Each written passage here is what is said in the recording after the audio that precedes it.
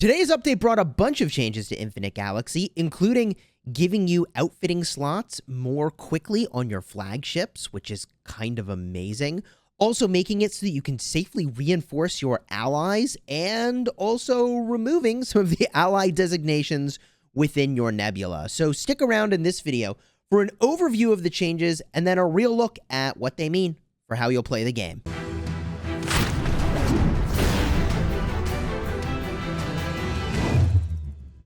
Hello my friends and welcome back. I'm Chisgule Gaming, and this video has been sponsored by the makers of Infinite Galaxy. We're going to cruise through these patch notes and show you exactly the changes I'm going to be making.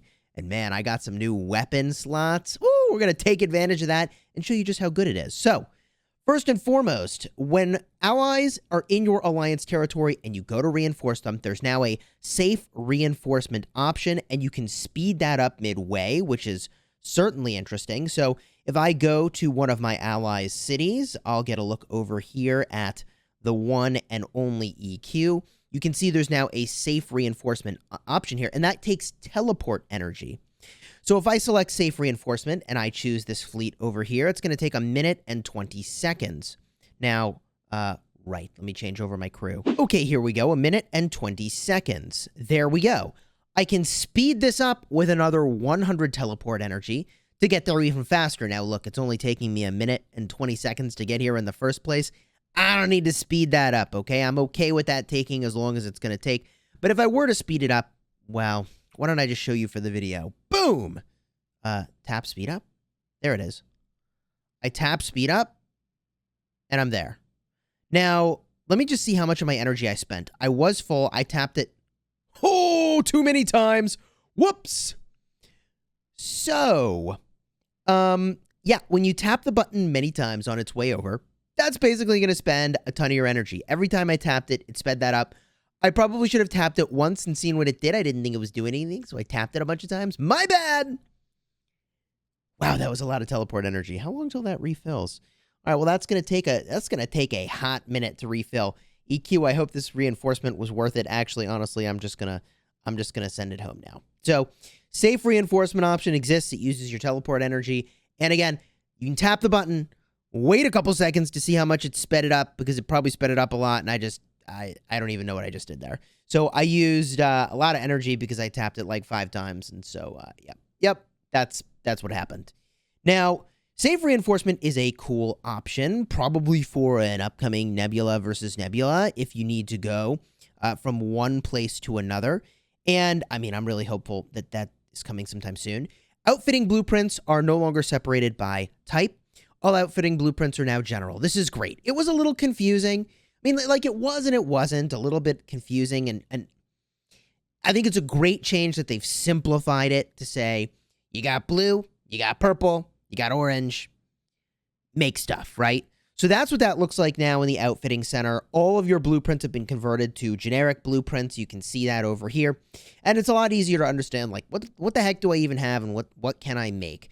So that's cool. And they also changed the material costs. They have increased the material costs of blue and green gear. So if you've already made a bunch of blue and green gear, congratulations. I guess you're not paying the extra cost. And they are reducing the cost of legendary gear. So if you already made legendary gear, they're actually going to refund you some amount. Still can't believe all that teleport energy I just spent. Some amount of your materials will get refunded for legendary gear. So that's definitely cool. So you can see that over here. It's in the note. They also have added hyperspace teleport items. These are available in the shop, by the way. I can show you exactly what those look like. You go to your trade center, smash the shop button, go to other, and there they are. Hyperspace teleport beacon, the most expensive teleport. The advanced hyperspace guided beacon will swiftly move the spaceport to the specific location. The range is limited by the Starfield stage and AGN gate when moving across Starfield. So you may go basically anywhere except somebody else's territory. So that's pretty amazing. So I think that's just all gearing up for what we might be doing in a Nebula versus Nebula situation. I'm just reading between the lines here. That is not special information I have. I am literally just guessing here. They have removed union and friendly statuses in the alliance relationships. they have been unified as just neutral status. So I think they're just simplifying some things here. Okay, so there's just everybody's kind of got a neutral status now. Reduce the level needed to unlock the prerequisite technology for some of the high-end or high-level spaceships. So presumably the requirements have been reduced slightly for accessing some of the tech to get to T9 or T8 or different tiers of the warships here. I looked in the military portion, and I'm most familiar with this because I know that I'm locked right now. I can't get to this, and I couldn't before, and I still can't. And if I look over here, these look the same to me, but maybe they're different other places. Also, there may be tech behind the first level of these that's been made easier to get to, so I'm not entirely sure. You still need to get to CC 30, which is the highest level, in order to unlock T10, but perhaps on some of the lower tiers, that's a little bit more noticeable. Now, they made a few other minor changes here that I don't need to read out to you. What I do want to call attention to, however, is the change that they made to make it easier to unlock your gear slots. This is amazing. I didn't have a gear slot over here for the Cyclops available, and now I do. This Cyclops is a rank 8. So maybe by rank 9, you get all the slots unlocked, which would be kind of cool. Here is my Hephaestus. It did not have access to this right over here.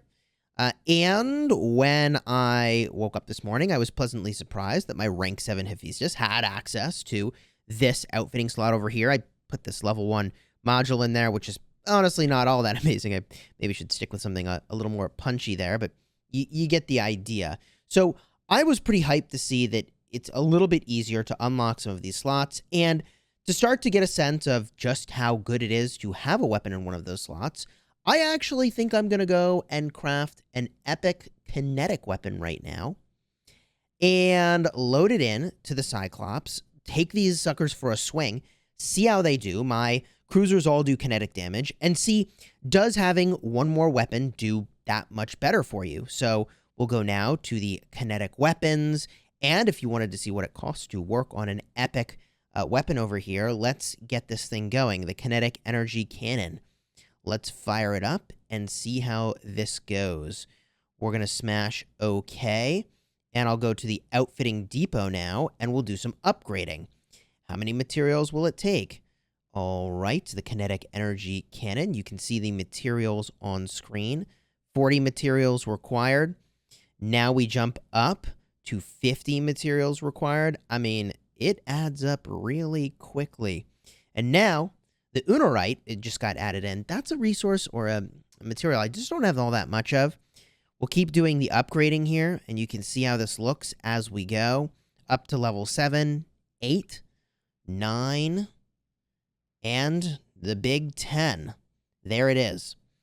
I am really low on Unorite. I don't know how. I've used up more of that than anything else, but that is where I'm at. The kinetic cannon is available, and let's get that equipped to my flagship, and we'll just see how much better does it perform.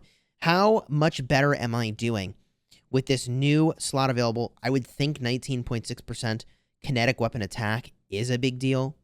We equip it. There we go. And let's take this for a spin. Now, normally, when I battle against a level 33 pirate, I have one cruiser that ends up in my repair center. So if I can make the exact same attack with the exact same preset and not have a repair bill, that would mean certainly there's a little bit of an improvement. And let's give it a shot, and let's see. So we're going to smash this 33 and see how many of our cruisers end up needing repairs. Normally, again, I can do a 32 and have 0 repairs, and if I do a 33, I will have 1 cruiser that ends up needing repairs. Also, you'll notice the Awaken skills are showing on screen here. That's the blue glow and the red glow over those ships. I'll show that to you in just a second. We go to Explore, and that was a meaningful change. Getting the extra weapon slot, I mean, you would expect it to be a big deal, especially since I just put an epic there. But I can now attack level 33 pirates and have 0 repairs, which is kind of amazing. What happens if I smash a 34 pirate?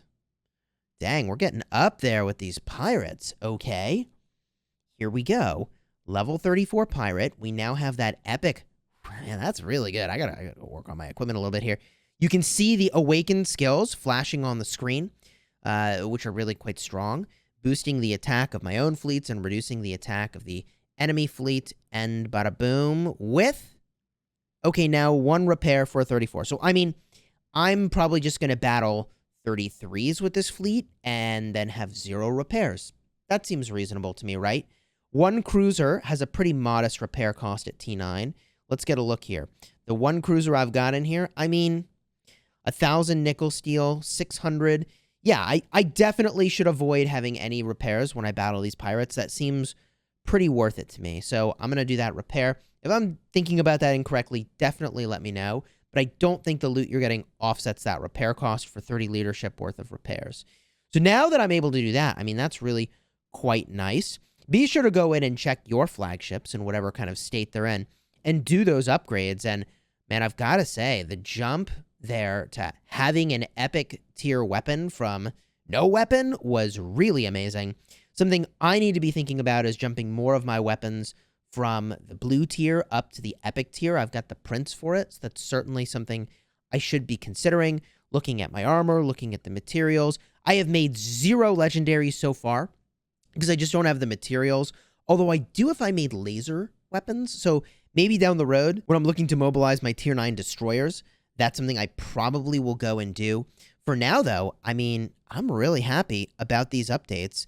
But let me know down below in the comments what your thoughts are about these updates. And if you wanted to, by the way, see that Awaken skill in action, we can smash the replay button over here. And at 1x speed, you can see the Awaken skills over here. I've got 2 of them that are going to activate. 1 for my own fleet, buffing the attack, and 1 that hits my fleet and their fleet, which is buffing my attack and reducing theirs. So that's kind of a nice effect that you can see on the screen. It is kind of cool that they're showing the Awaken effect. I mean, anytime a game kind of adds something that changes the way combat works, it's helpful to see visually when it's actually taking effect. So it's nice to see, I mean, there's some blue and there's some red, right? And if I get like a little bit more zoomed in, which I don't think I can do here, but if I get a closer look at what these are, I bet you there are some symbols over here. Like, I think that rocket symbol is for attack. If I were to do a report with my Artemis, I think you'd see a shielding symbol showcasing that it's like, you know, boosting the armor. Yeah, nice. Nice. And this fight is about to end. There it is. The last thing, by the way, that we're attacking here is the frigates. That's because of the combat change that rolled in as well. And that's really important, by the way. I'm just going to replay that. This is why I'm not as hyped about the Cyclops or the Brontes as much as I used to be. And the Cyclops is just so good that I'm like, all right, I'll just use it for cruisers. But the reason I'm not as hyped about them is that first thing you're going to attack is the warship type that you match. So all my cruisers take out their cruisers. Then you take out the type that you're advantaged against. So my cruisers now focus the destroyers. Now there's an ability on the Brontes and on the Cyclops that make them even stronger against frigates. But I don't even attack frigates until first I've taken out the cruisers, then I've taken out destroyers, and in a battle against other players, I might not even be alive by the time I would even be leveraging that skill that's going to help me damage frigates, okay? So here you can see I'm getting the benefit of that, finally. But that's why I'm kind of less hyped about something like the Bronte Cyclops, especially as a combo going all in on the anti-frigate plan, than I used to be, right? I'm not saying it's bad, I'm just saying I'm a little worried about getting caught in a bad situation with that. So there you go. The update in a nutshell. I'm sure there's a couple things I missed. Let me know what they are down below in the comments. And don't tap that safe reinforcement button many times like I did. My God, did I spend a lot of teleport energy. Wow. Woo! All right, my friends. Until next time, you have fun smashing your nebula. And thanks again to Infinite Galaxy for sponsoring this video.